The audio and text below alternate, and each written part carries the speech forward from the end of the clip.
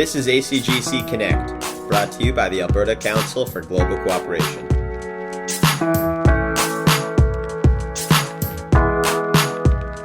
Hello, everyone. Thanks for tuning in to the ACGC Connect podcast. ACGC is proud to present a special podcast series on the Istanbul Principles for CSO Development Effectiveness. In this special 8-episode series, we'll be speaking to experts around the world, including ACGC member organizations, about the Istanbul Principles.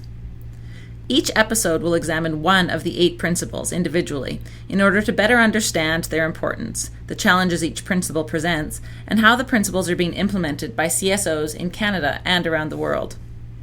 In this episode, we will be speaking with Sara Michael of the Canadian Catholic Organization for Development and Peace, CCODP, and later on in our member spotlight, to Oliver Mills with the Centre for Affordable Water and Sanitation Technology, or CAWST.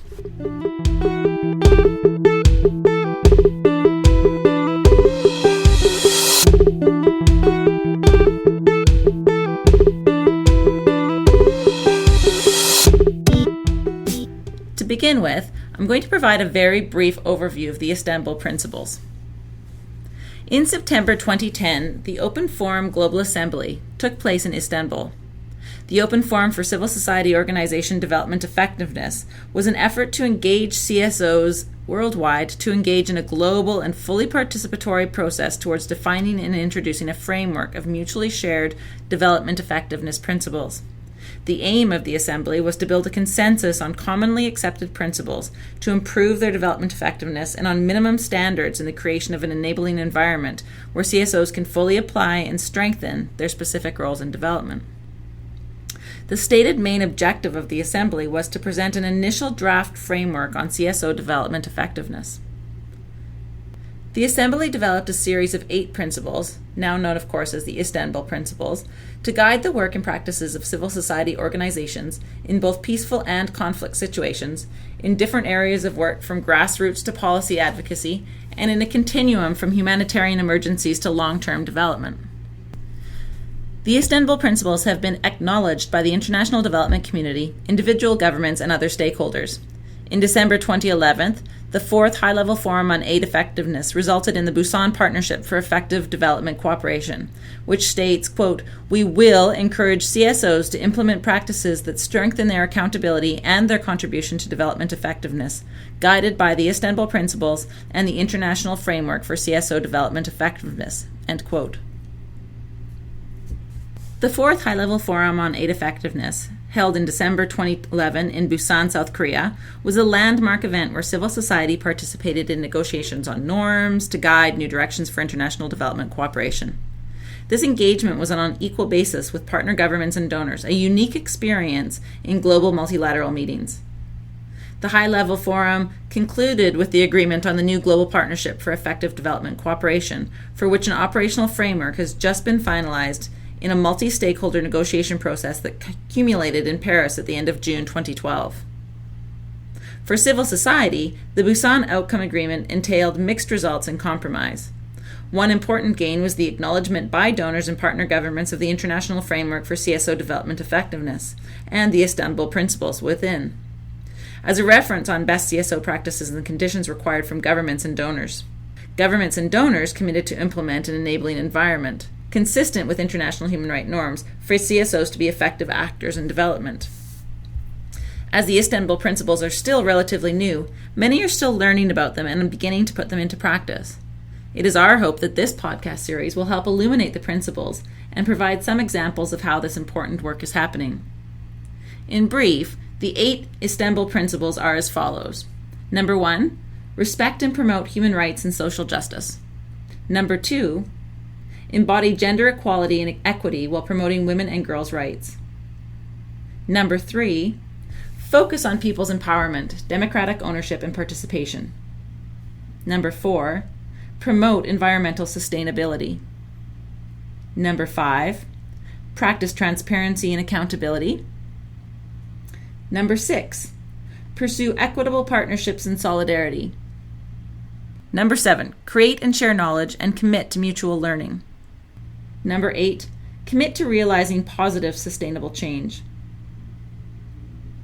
In today's episode, we will be exploring the Committing to Realizing Positive Sustainable Change, which states in full that CSOs are effective as development actors when they collaborate to realize sustainable outcomes and impacts of their development actions, focusing on results and conditions for lasting change for people, with special emphasis on poor and marginalized populations, ensuring an enduring legacy for present and future generations.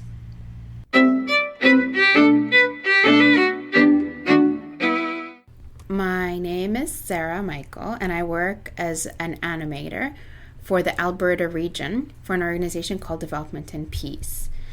Development and Peace was created in the 60s with two mandates. First is to support sustainable projects in the global south, or what we now call the majority world, and to do social justice education on the root causes of poverty right here, with the belief that really change has to happen at home rather than just overseas for it to be sustainable. As an organization that essentially supports civil society organizations overseas, I mean, our partners, we have over 200 partners, are civil society organizations. Obviously, in order to partner with them, which we view partnership as a courtship, you start out small and then you develop this long-term relationship. Effectiveness is really important because it achieves sort of the developmental goals that we need, which is reaching the most vulnerable and most poor. We operate by that principle, by the principle of preferential option for the poor. But also it's a matter of credibility for us as an organization that tries to do education here.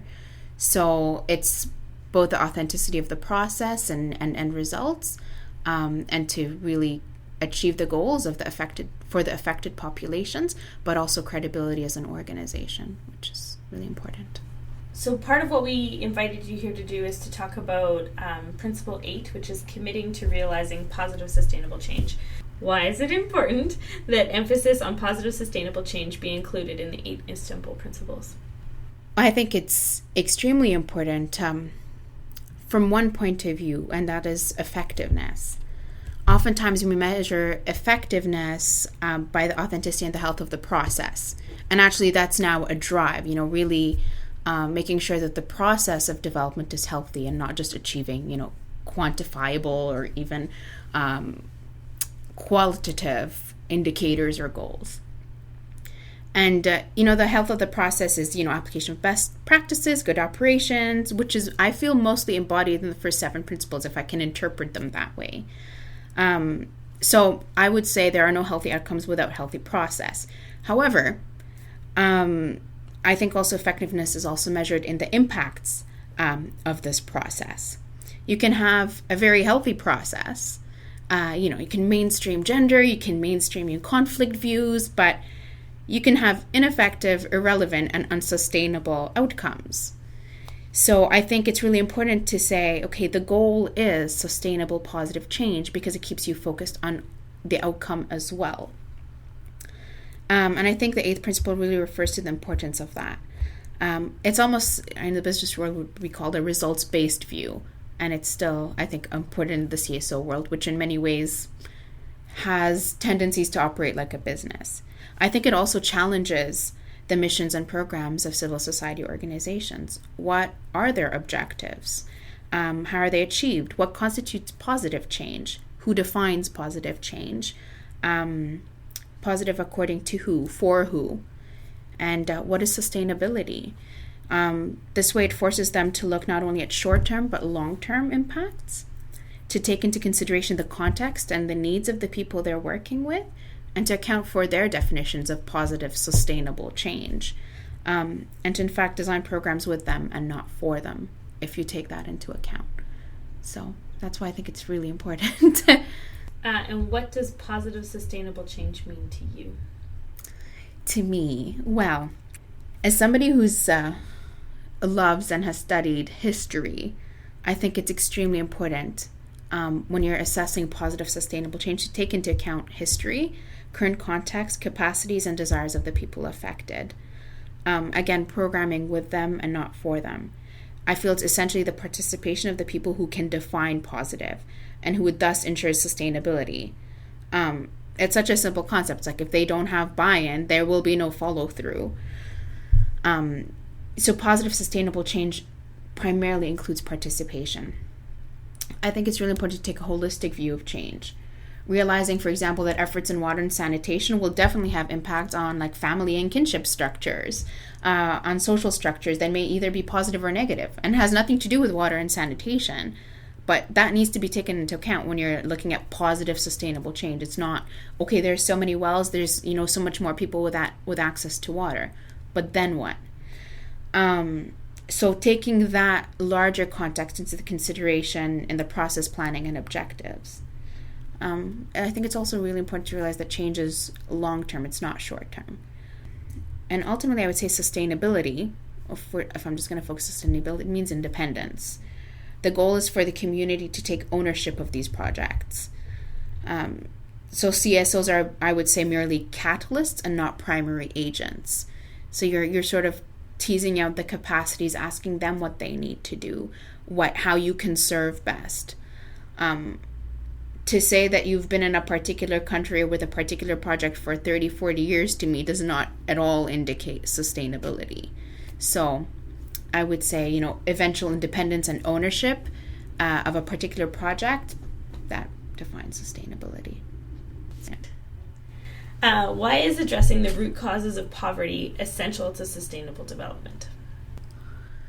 I'm going to use a medical analogy because I always use the medical analogy and I really love it. Let's say a patient goes into a doctor and has a huge gash and is just bleeding. It's going to bleed to death.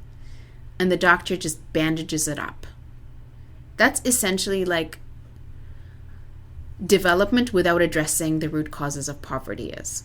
It's putting a huge bandage on a gash. Sure, he'll stop bleeding to death, but he may die of infection because you didn't clean the wound. You didn't even ask the question how he got the wound. Is there a foreign body embedded in it? It ultimately becomes counterproductive. And again, it has that goal of, saying, okay, we've stopped people from bleeding, but again, we haven't really addressed the structures that cause this. And at a social, at a medical level, we get that. We just don't get that at a developmental level. Again, the local example that I use for kids all the time, how many people are so satisfied dropping off a can for the food bank? That's wonderful. How many people have asked why there are hungry people in a place like Alberta? Is it education? Is it addiction? What are these bigger social, political, structural issues that need to be addressed? In fact, I would go so far as to say that this charity sometimes takes away from the time and effort that needs to be dedicated to addressing these real causes of poverty, and that could be put towards real action for change. So I think it's huge. I think it's counterproductive if you don't address the structures and the causes of poverty. And it's different every place. Why there's poverty in Bolivia is different than why there's poverty in Peru, or why there's poverty in Cuba or in Alberta. So again, these it's funny because the development industry or the peace building industry, whichever category, has, now there are sectors which you work in. And it's in this sector you shall do this, this, and that, and these are the issues. But it fails to really go into the eyes of these populations and really tailor solutions. It takes time, but the stakes are so high, it's worth the time and the effort. Why does positive sustainable change require not only input and problem identification from affected populations, but active involvement in and the implementation of development initiatives? First, I would say it's a matter of respect and dignity for the peoples that are affected. It seems very condescending to go in and say, okay, thanks, you've identified the problem, now Macho Man here is going to solve your problem.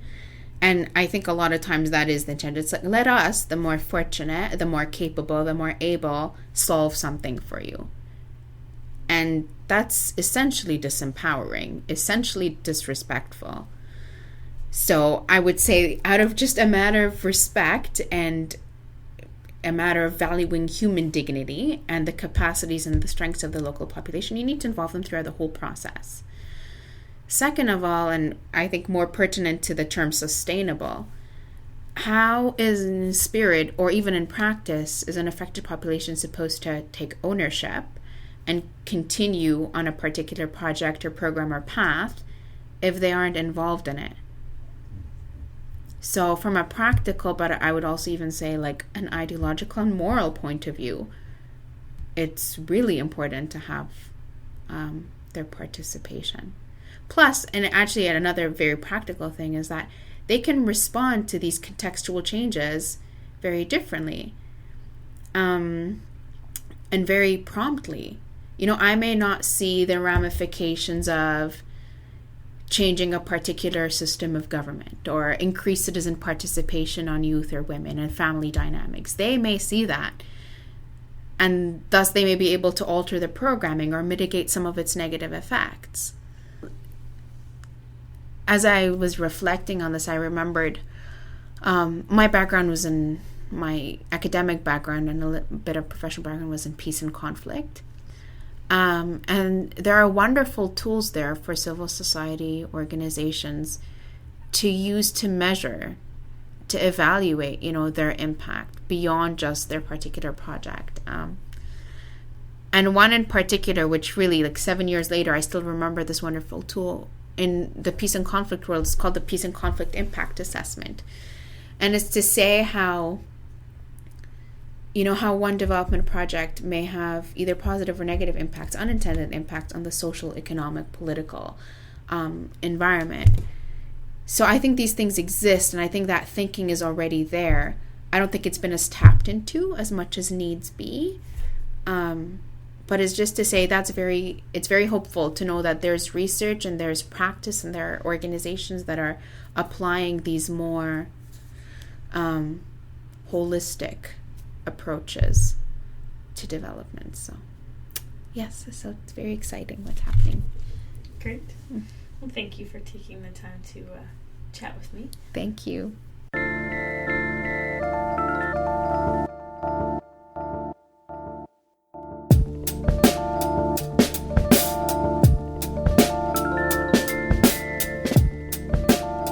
This is the Member Spotlight. Each podcast episode, we'll be speaking with a representative of an ACGC member organization to explore their work in upcoming projects, as well as the ideas, personalities, and philosophies that inspire their dedication to international development.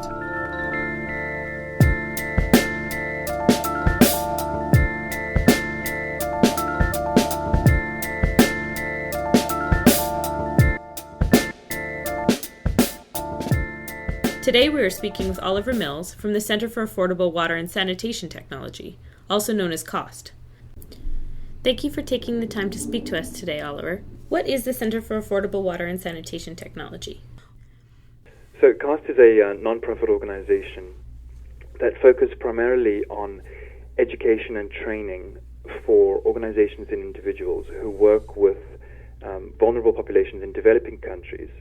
And we train and educate these individuals and organizations so that they are able to provide sustainable, safe drinking water and sanitation, which is one of the root causes of poverty in these countries, and support them in developing these programs and providing safe drinking water to the people in their communities. So we're primarily founded on the premise that education is a starting point, and it enables the organizations in the country to then own the project themselves rather than having an external organization come in and execute on the project, and so therefore are able to support the people in their country in the long term. And so in a nutshell, that's what we do. We work in 69 different countries, and we have a staff of around, I would say around 30, and we're based in Calgary, Alberta. Great. And what's your role within CAWST?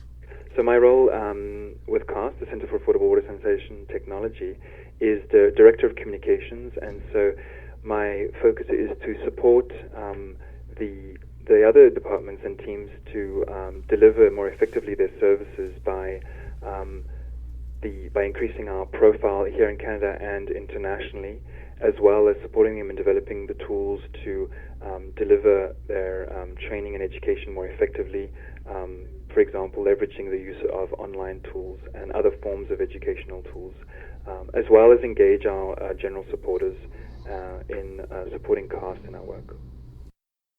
Can you explain how CAWST is promoting the commitment to realizing positive sustainable change from the Istanbul Principles? Sure. Well, as an organization, we really want to, like, one of our key elements, key sort of mandates is that we focus on making sure knowledge resides locally. That's one of our key mottos in the way we do our work, and that all of the training and education that we do provide in country is directed towards ensuring that knowledge and skill resides in the country.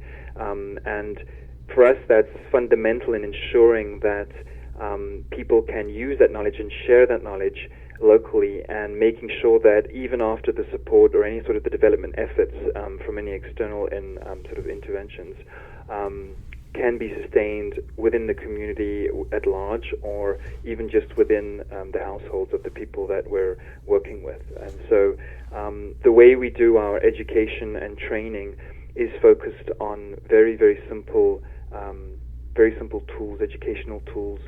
The approach we have with the organizations we work with is we accompany them in the field, in the work that they do as they develop their projects and build their capacities, knowledge, and skills, so that they can ensure that whatever they teach in terms of for example, in water and sanitation, the key issues is around hygiene promotion, making sure people have good hygiene behavior to ensure that their water is safe to drink, and making sure that they have the tools to share with the community, and that the community are knowledgeable around what are good behaviors to ensure that their water is safe to drink. And so that, to us, is extremely important. Any of the tools and education elements we develop are founded upon the fact that we need to ensure that knowledge resides locally, and by locally we mean within the communities themselves. Istanbul Principle 8 reads, "Commit to realizing positive sustainable change." What does that principle mean to you?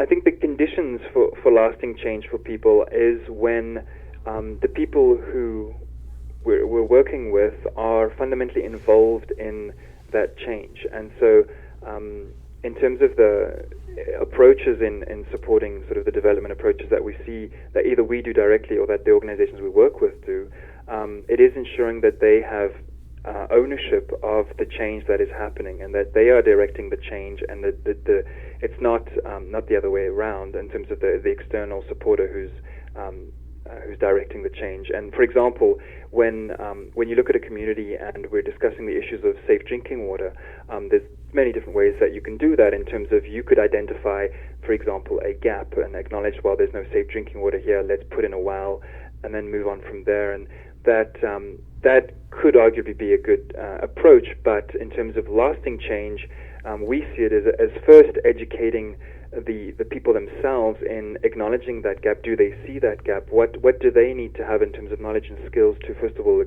realize the gap?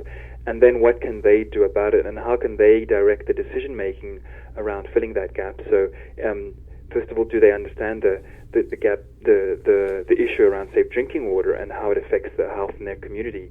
And so what we would ensure, and what we would encourage, and the way we interpret this principle, is that it's important that they are provided with the knowledge and skills to be able to understand the gap and then themselves direct the decision making, with obviously potentially external support in executing on filling the gap, but they need to be directing that change in their community, so that once the support is gone, they're able to sustain the change and take it even to the next level in terms of filling future gaps or other gaps in other areas. Could you give us a specific example of how CAWST is using an initiative to illustrate these types of strengths? So in Haiti, for example, CAWST has been providing training all over the country and opportunities for organizations to learn and be educated around safe drinking water and solutions to solve that problem. And we have a partner organization there who had a women's group, so a very small group of vulnerable marginalized populations in northern part of Haiti, a women's group who were interested in understanding more about the link between health and unsafe drinking water and wanted to educate their peers on that. And so CAWST provided the tools and the education to our partner organization, and we actually also went down there and helped provide the training and education around the issue. And instead of jumping in straight into a this is what you can do to solve your water issues, it started off by approaching the community in a very sort of participative manner and getting them to discuss between each other what are the various health issues and what is the water situation in their community, and that led to them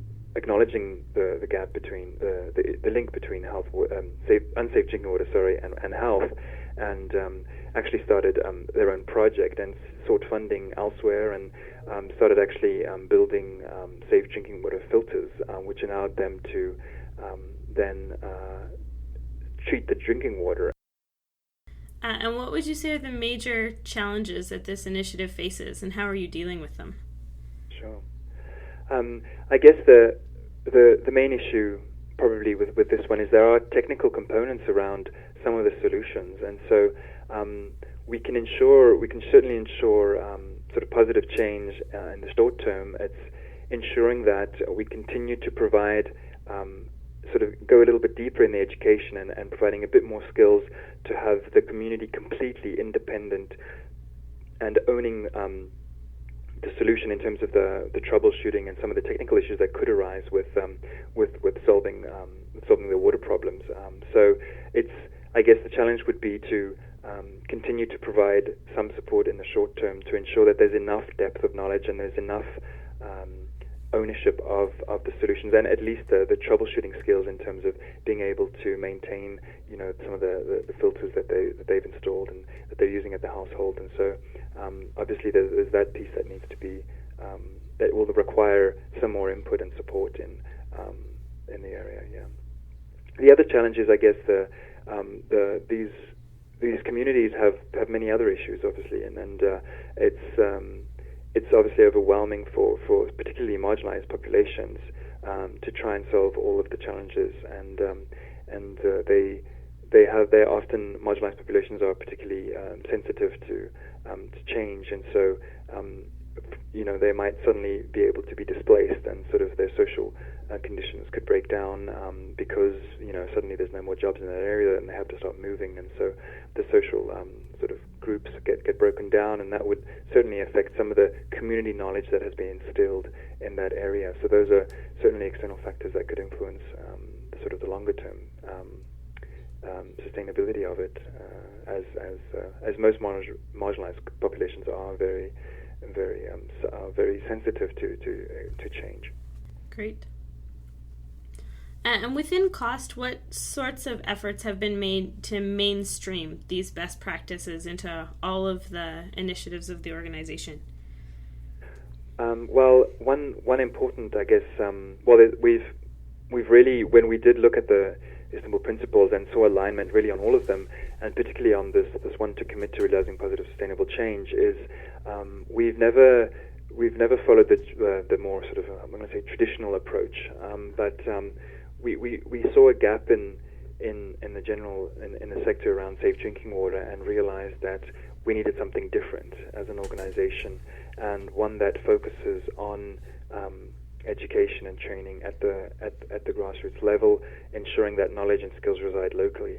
And so it is actually infused all across the organization and the initiatives we do. And one new particular initiative, which is redirecting the way we deliver our services, our training and education, is focusing on in-country organizations. And so, again, instead of us providing that knowledge and skills directly to organizations in the field, we're actually working with organizations already in these countries who can then provide that knowledge and skills to other organizations. So we're taking another step back because we realize that for sustainable change in a particular country, CAWST as an organization based in Canada won't be able to respond to all of those initial demand and needs for education and training, and not be able to continually support, because it's very important to get sustainable changes in the beginning, is to provide that ongoing support so that then you can slowly step back. And we won't be able to do that necessarily. And having an organization in country do that, who understands the issues better, who understands the organizations better, are able to support those organizations more directly without CAWST having to need to go into those countries every time that there's a need for support or a request for education and training. How has your organization been involved in knowledge sharing activities around these initiatives?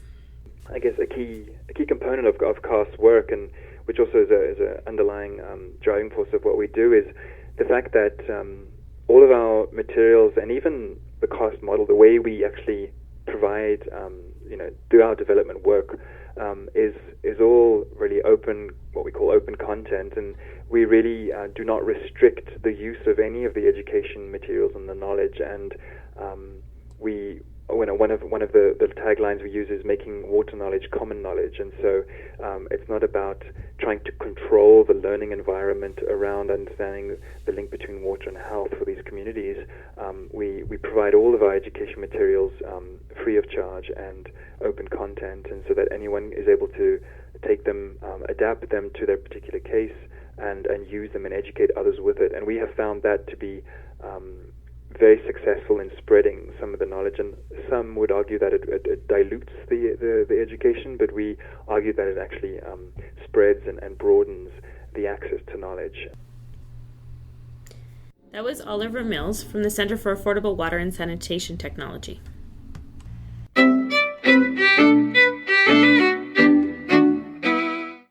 This concludes part 1 of our 8-part Istanbul Principle podcast.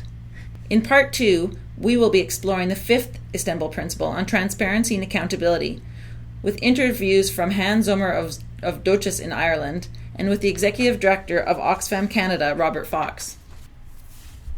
We'd like to thank you for listening, and we'd like to thank our guests Sara Michael and Oliver Mills. We hope you enjoyed today's episode, and we'd love to hear your feedback. We'll be releasing 1 episode every month during this 8-part series, so be sure to subscribe on iTunes or via our blog at www.acgc.libsyn.com. If you have any comments, any ideas, or questions that you'd like to share, please leave your feedback in the comment section of the ACGC blog or send an email to acgc.ca.